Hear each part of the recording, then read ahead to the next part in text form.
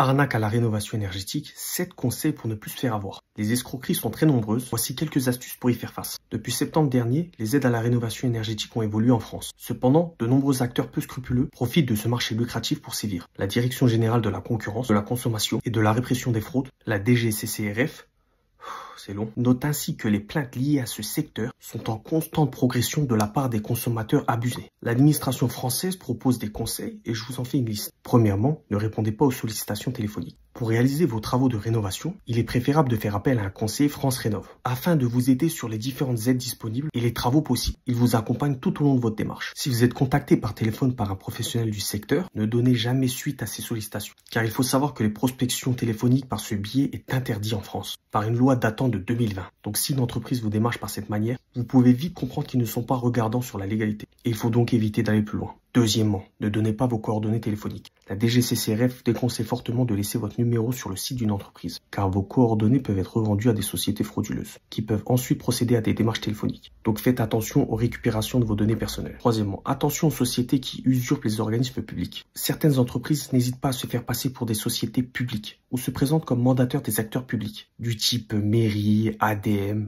ANA, ou encore des compagnies énergétiques de ce secteur, du type EDF, Engie, Enedis. La plupart du cas, les partenariats sont inexistants. Il s'agit simplement d'un moyen de vous mettre en confiance pour ensuite vous vendre un service. Donc pour être certain de ce qu'affirme l'interlocuteur, il vous suffit d'aller sur leur site internet ou de prendre contact avec leur SAV et là vous serez sûr de ce qu'ils proposent. Quatrièmement, et l'un des conseils les plus importants, n'agissez pas sur un coup de tête. Les coûts de travaux peuvent être exorbitants. Il faut donc prendre son temps et ne pas se précipiter pour signer un contrat s'il y a démarche à domicile ou même téléphonique. Et ne pas se précipiter pour signer un contrat s'il y a démarche à domicile ou propositions très intéressantes sur Internet. Pour ce faire, il vous suffit de comparer les offres avec d'autres sociétés. Il est certain que ça prend du temps, mais pour être sûr de ne pas se faire arnaquer, il faut passer par cette étape. Cinquième règle, ne jamais croire votre interlocuteur sur parole. Les entreprises veulent par tous les moyens vous faire vendre leur offre, notamment en affichant des aides qui peuvent vous verser. Ne croyez jamais votre interlocuteur et faites vos recherches par vous-même, notamment en se rendant sur le site spécialisé en simulation d'aide, Simulaide. Avant-dernier conseil, vérifiez le label des qualités d'entreprise. En matière de rénovation énergétique, les professionnels mettent en avant certains labels tels que le RGE